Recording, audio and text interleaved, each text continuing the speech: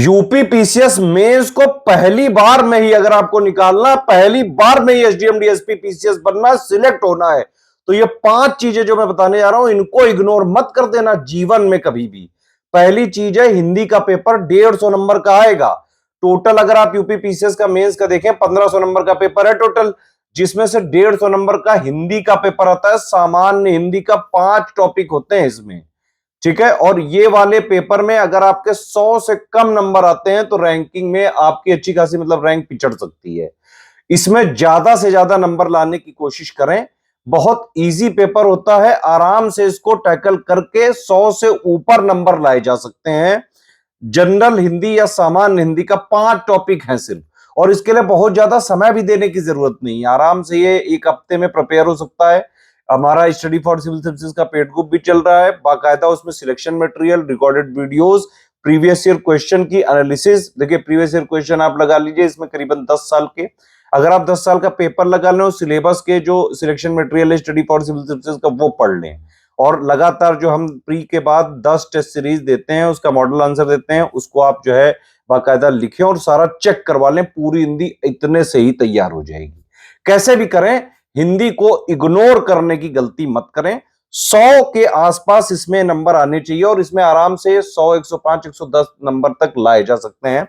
Study for civil services के हिंदी को group को ज्वाइन करके पिछले जो है 8-9 सालों से जितने भी टॉपर बनते हैं हिंदी के, अगर आप देखें तो स्टडी फॉर सिविल सर्विसेज के इसी ग्रुप से ही निकले होते हैं। हिंदी की को जो है इग्नोर करने की गलती मत करना। अगर मान लीजिए पेड ग्रुप नहीं भी ज्वाइन कर सकते हैं तो भी कोई समस्या वाली बात नहीं है। फ्री पापा वीडियो दिया है यूपी पीसीएस मेंस का हिंदी का, स्टडी फॉर सिविल सर्विसेज के चैनल पे, उसको पढ़िए। प्रीवियस ईयर क्वेश्चन की एनालिसिस हमने दी है, उसको भी आप करिए और प्रैक्टिस करिए खूब, ठीक है। दूसरी चीज, सिलेबस जो है जीएस का 1 से लेके 6 तक का 107 पॉइंट का सिलेबस है, ठीक है। तो 107 पॉइंट में हर एक पॉइंट में जो जो चीजें लिखी हुई हैं अक्षरशः, मतलब एक एक वर्ड इंक्लूड करते हुए, हर एक पॉइंट का आपको स्टैटिक जीएस जो है पूरा आना चाहिए। उसका 360 डिग्री कवरेज आपको पता होना चाहिए, उसके फैक्ट्स पता होने चाहिए, और 1.5 साल का करंट अफेयर का उसका अपडेट भी पता होना चाहिए। ये पढ़ने वाला पार्ट है, इतना करना ही पड़ेगा। यूपी पीसीएस एग्जाम की आदत है कि कई सारे क्वेश्चन ये लोग सिलेबस के डायरेक्टली पॉइंट से ही आगे पीछे कुछ जोड़ के बना देते हैं। तो सिलेबस को इग्नोर करने की गलती मत करना बेटा, समझ रहे हो ना। सिलेबस के एक एक पॉइंट इंपॉर्टेंट है, और कई बार आगे पीछे जरा सा जो है शब्द जोड़ के ही क्वेश्चन बन जाता है। आप अगर 2018 से जब से पैटर्न चालू हुआ है 2023 तक के पेपर उठाओ, उससे सारी चीजें समझ में आ जाएंगी। तो सेकंड पॉइंट को इग्नोर ना करें। थर्ड पॉइंट तो बेहद जरूरी है, इसके बिना तो मेंस में आज तक ना जीवन में किसी का हुआ है सिलेक्शन, ना कभी होगा और ना ही कभी हो सकता है। थर्ड पॉइंट क्या है? आंसर राइटिंग प्रैक्टिस और प्रीवियस ईयर क्वेश्चन की एनालिसिस, ठीक है। प्रीवियस ईयर क्वेश्चन की एनालिसिस अब आपको कितनी करनी है? देखो 2018 से पूरा जो है पैटर्न बदल चुका है, तो 2018 से लेके अभी तक जितने मेंस के पेपर हुए हैं जीएस के, उन सब की आप जो है मेंस की प्रीवियस ईयर क्वेश्चन की एनालिसिस जरूर करो। हमारा 78 वाला ग्रुप है, उसमें हम बाकायदा मॉडल आंसर के साथ जो है सारे क्वेश्चंस पीवाईक्यू वाले देते हैं। उनको आप एक बार देखें, पढ़े, उसका वीडियो भी हमने फ्री में दिया हुआ है, पापा वीडियो ईयर वाइज दिया हुआ है। अगर जो पेड में नहीं है वो बाकायदा हमारे study for civil services channel से भी देख सकते हैं, उसकी एनालिसिस जरूर कर लें। और आंसर राइटिंग रगड़ दो बिल्कुल। मेंस में आप पढ़ चाहे जितना भी लो, बिना लिखे सिलेक्शन नहीं हो सकता है। ये आप जो है सत्य जितनी जल्दी एक्सेप्ट कर लेंगे, उतनी जल्दी आप मेंस के में सिलेक्ट होने की कोशिश करने लगेंगे। आंसर राइटिंग के रेगुलर प्रैक्टिस के ग्रुप हमारे चल रहे हैं, स्टडी फॉर सिविल सर्विसेज के टेस्ट सीरीज के भी बाकायदा रियल एग्जाम, ओरिजिनल एग्जाम जैसी टेस्ट सीरीज का भी ग्रुप चल रहा है। Complete test series with model answer, complete जो है उसका फीडबैक, चेकिंग, पर्सनल गाइडेंस, एक एक इंप्रूवमेंट पॉइंट बताया जा रहा है। आंसर राइटिंग के रिगरस आंसर राइटिंग के ग्रुप चल रहे हैं, एसे राइटिंग के ग्रुप चल रहे हैं, हिंदी राइटिंग के ग्रुप चल रहे हैं। ज्वाइन करके आप उसमें प्रैक्टिस करो। मेंस में बिना प्रैक्टिस के अगर जो है आप सोच रहे हैं, बिल्कुल गलत सोच रहे हैं, नहीं हो पाएगा। चौथी चीज है कि आपको जो है पूरा पेपर अटेम्प्ट करने की रणनीति अभी से होनी चाहिए आपके पास। आप समझो पूरा गेम क्या है। जीएस 1 2 3 4 5 6 6 पेपर होने जनरल स्टडीज के। हर एक पेपर में 10 क्वेश्चन आएंगे 125 वर्ड के, और 10 क्वेश्चन आएंगे 200 वर्ड के। 125 वर्ड वाले क्वेश्चन को करीबन आपको 7 मिनट में लिखना है, यह पता होना चाहिए आपको। 200 वर्ड वाले क्वेश्चन को आपको करीबन 10 मिनट में लिखना है, यह पता होना चाहिए। और यह पता ही नहीं होना चाहिए, बल्कि इसमें आपने प्रैक्टिस भी की हुई होनी चाहिए, नहीं तो नहीं लिख पाओगे आप एग्जाम में। ठीक है, आप ये समझिए कि हर एक जीएस के पेपर में आपके पास 3 घंटे हैं मोटे मोटे। ठीक है, 5 मिनट आप जो है इन्विजिलेटर वगैरह जो साइन वगैरह करने होते हैं, रजिस्टर वगैरह में करना होता है, उन सब के लिए वेस्ट हो जाते हैं, उनको निकाल लो। एक मोटा मोटा आपके पास अनुमान है 170 मिनट 175 मिनट आपको लिखने के लिए मिलेंगे। शब्द कितने लिखने हैं? शब्द लिखने हैं 10 इंटू 125 और 10 इंटू 200, 3250 वर्ड लिखने हैं गुरु।